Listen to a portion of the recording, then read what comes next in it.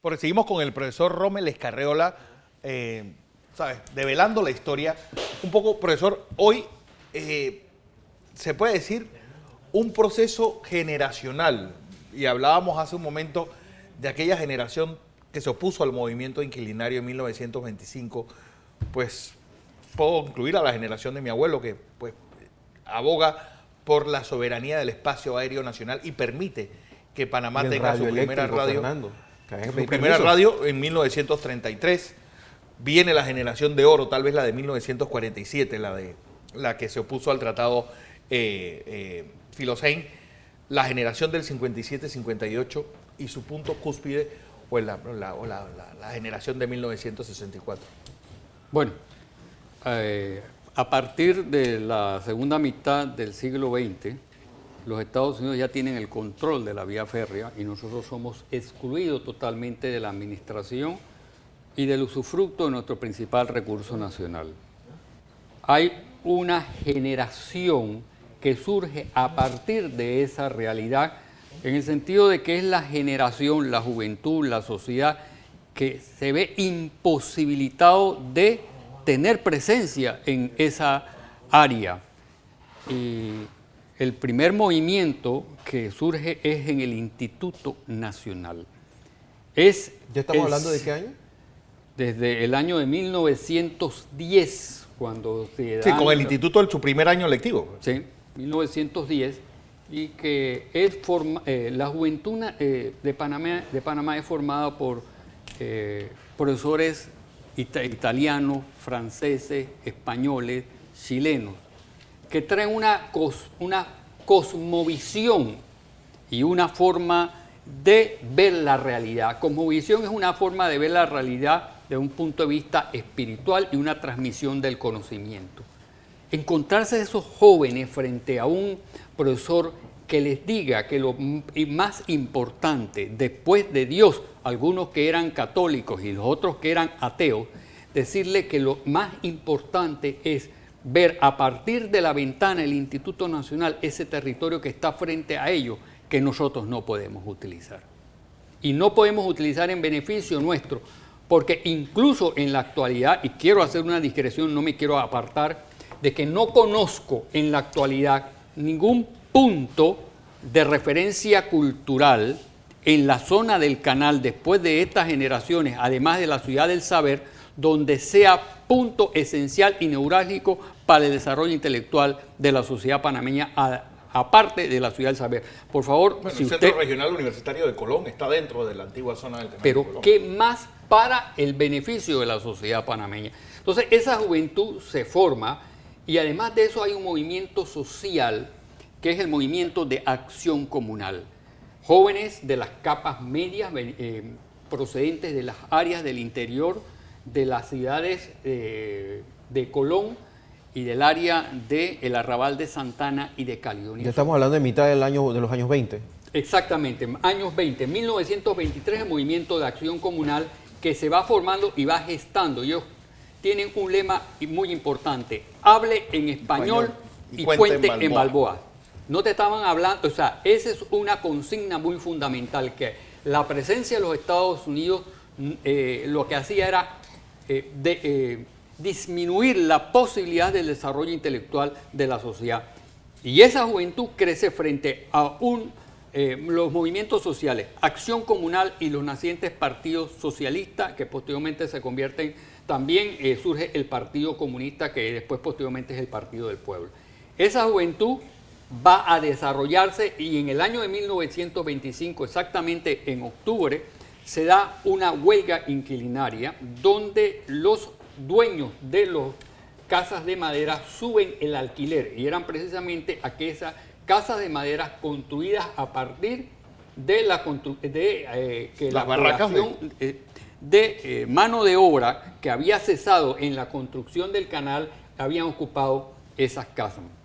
Hay una alza de los alquileres y se forma una liga de inquilinos frente al reclamo justo de la baja de los alquileres. Sería bueno explicar el concepto de ligas, porque tengo la impresión de que en ese tiempo ya era lo que hoy le llamamos agrupaciones políticas no formales. No gubernamentales. Organizaciones no gubernamentales. Sí, el término de liga, existieron dos organismos que llevaban ese nombre. Es la Liga Porrista, de un grupo que apoyaba al doctor Belisario Porras, y la Liga de Inquilinos y de Subsistencia. El nombre de liga no habla de asociación, habla de liga, y es porque hay una influencia de un pensamiento español de los anarquistas, de los sectores de izquierda y de la naciente tendencia socialista, entre ellos que van conformando y van alimentando y van fortaleciendo una conciencia de carácter social. Ese es el elemento fundamental. La juventud se nutre de eso, la juventud ve la presencia de una tropa norteamericana, y voy a hacer acantonada en Santana. Y sí, en el 1925, donde el alcalde en ese momento pide la intervención militar de los Estados Unidos, mueren panameños y se toman el Parque de Santana y el Parque de la Independencia. Así que eso exacerba el sentimiento nacionalista, el sentido de la identidad nacional. El sentido nacionalista y de la identidad nacional es fundamental en todo país y en toda nación para crecer, para educarse y tener una conciencia de lo que uno es como ciudadano, como panameño. Y eso es lo que nutre la juventud institutora, esa juventud gloriosa del Instituto Nacional. Que se ha puesto a un lado en estos eventos. Bueno, en esto se ha puesto en un lado a todos, porque hace un momento hablaba con el profesor Escarriola lo desnuda que está la ciudad. Sí. No hay pesar banderas, de la majestuosidad de un día como hoy. No se nota entusiasmo y tampoco se nota presencia de los sectores educativos. No, hay banderas panameñas y sí, un montón de cosas. Ese es un punto que yo quisiera, que estamos muy interesados en tocar, porque yo soy profesor de cívica y pensamiento social y político y historia de Panamá, y a mí me ha llamado la atención mucho ese fenómeno, porque he recorrido varios lugares de la ciudad de Panamá y hay un nulo entusiasmo. Pero lo importante, ¿qué es lo que sucede en la década del 30? Hay el primer golpe de Estado en el año de 1931, precisamente por el Movimiento de Acción Comunal, que surge como una entidad de carácter nacionalista. Quirós es una de las inteligencias que imprime un carácter nacionalista.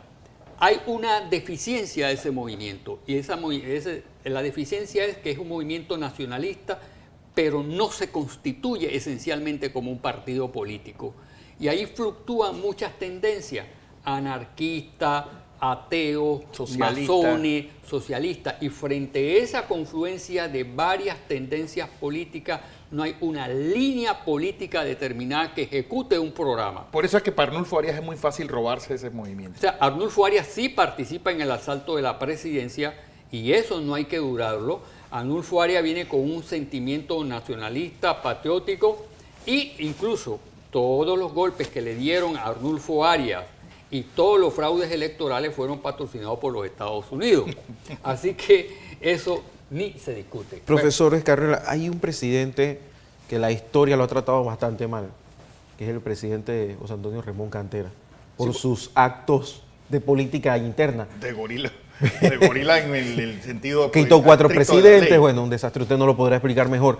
Pero tengo la impresión de que fue fundamental en este proceso. Bueno, vamos por el periodo histórico. Sí, me gusta para que creo que esta conversación sea una forma de educación, de una secuencia histórica. Una secuencia histórica que la juventud panameña y la sociedad panameña vea cuál es su realidad social. La juventud entonces del 25 es totalmente reprimida por el ejército de los Estados Unidos. Surge entonces la degeneración de la década del 40. César Quintero, Carlos Iván Zúñiga, ¿no? Carlos Calzadilla, y surge una tendencia política importante que no se le Jorge Llueca no lo debemos olvidar. No, es que vamos por parte. Vale.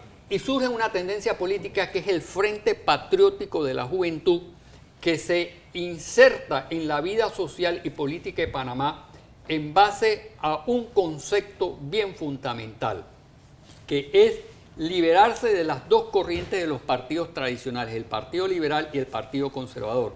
Y hay que hacer puntualmente un señalamiento. El Partido Liberal se divide a partir de la candidatura de Rodolfo F. Chiari, que eso trae como consecuencia el golpe de Acción Comunal en el año de 1931 y los alzados en armas, dirigidos por Quirós y Quirós, son los que se toman la presidencia y entre ellos está el doctor Arnulfo Arias. Después de haberse tomado la presidencia tenemos un problema. ¿Qué hacemos entonces con el poder? ¿Hay un programa concreto, viable, para poder enfrentarse a una realidad social de construir un Estado? Yo pienso que ahí fue la debilidad del Movimiento de Acción Comunal. No le quito la heroicidad ni el nacionalismo, pero el programa político de Acción Comunal no se llegó a concretar y eso fue infelizmente una de las consecuencias. Muchos piensan que poner a Ricardo J. Alfaro fue precisamente la piedra angular del error. Sí, precisamente la piedra angular del error, porque el presidente provisional debió haber sido un miembro de Acción Comunal y al quitarle la posibilidad a Acción Comunal, las capas medias, porque no hablamos de los sectores económicamente poderosos, ni la industria no, porque no había desarrollo de la industria, sino principalmente del comercio. Esos sectores de capas medias que logran ese movimiento quedan aislados. Ricardo J. Alfaro, un brillante constitucionalista, internacionalista, asume la presidencia, pero para mí es un acuerdo con los Estados Unidos. Llegamos a la generación del 47, profesor, y tal vez fue la que más influyó en todo el pensamiento político durante lo que quedaba del siglo XX. Casi hasta los 80. Bueno, es que Acción... Bueno, llega a su punto cúlpide cuando Jorge Lloveca es presidente en 1983. Sí, en el 47 hay un hecho fundamental. Los Estados Unidos quieren mantener la presencia de bases militares en nuestro territorio, producto de habérsela cedido durante la Segunda Guerra Mundial, y ellos quieren mantener esa presencia de más de 100 bases militares en todo el territorio nacional. Hay una oposición.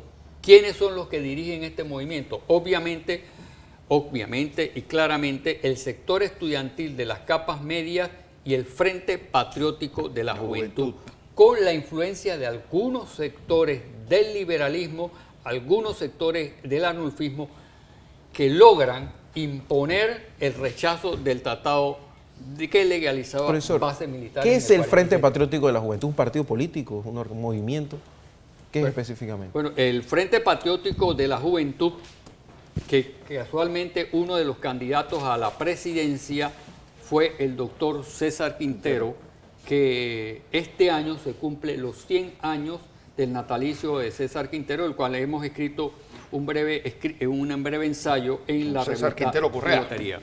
Bien, ¿qué es el Frente Patriótico de la Juventud? ¿Dónde nace esa inteligencia, esa motivación? En el Instituto Nacional. En la pero escuela también, por ejemplo, mi tía Noris, mi tía Noris Correa San Juan, me dice, oye, pero también había mucha gente del interior metida en ese, movimiento. Ahí estaba la juventud veragüense, y ahí estaban sectores de Boca del Toro, sectores de Chiriquí, de las provincias centrales, y conforman primero una organización que se llama Frente Patriótico de la Juventud. ¿Cuáles son las características del Frente Patriótico de la Juventud? De que hay arnulfistas, de que hay miembros del Partido Comunista, hay liberales, y ese es volvemos al grave problema otra vez. Después, a pesar de eso, se constituyen en un partido político y van a unas elecciones. Y en esas elecciones, César Quintero es uno de los candidatos a vicepresidente y Rodolfo F. Chiari es el candidato. Roberto F. Chiari. Roberto F. Chiari, y es el candidato a la presidencia. ¿Y qué es las elecciones? ¿En qué contexto surgen las elecciones esas? En el contexto en que José Antonio Remón Cantera también es el candidato oficial. ¿Qué le quedaba al Frente Patriótico de la Juventud? La oposición del militarismo surgido a raíz de la Guerra Fría, donde Remón había, y esto lo quiero decir Remón fue un tirano frente a los medios de comunicación social. Él tenía una escuadra de personas que iban a los periódicos y se les llamaba los famosos tacha periódicos. Tacha Ellos periódico. iban con una pluma, agarraban el texto del periódico y ellos tachaban y decían esto no va y esto no va. Y de repente había una película que posiblemente lo daban en el Teatro Variedades, y si al tachalibros le consideraba que esa película atentaba contra Remón porque hablaba de los militares, censuraban la película. Hasta ese extremo llegaron, pero a Remón le sucede algo. Remón crea el partido Coalición Patriótica Nacional, que se enfrenta a la candidatura de Chiari. Pero vamos a volver un poquito. Arnulfo. Y Arnulfo. No, De Arnulfo Proscrito, perdón. sí, Arnulfo pierde las elecciones. Arnulfo pierde las elecciones. El candidato que gana es Chanis,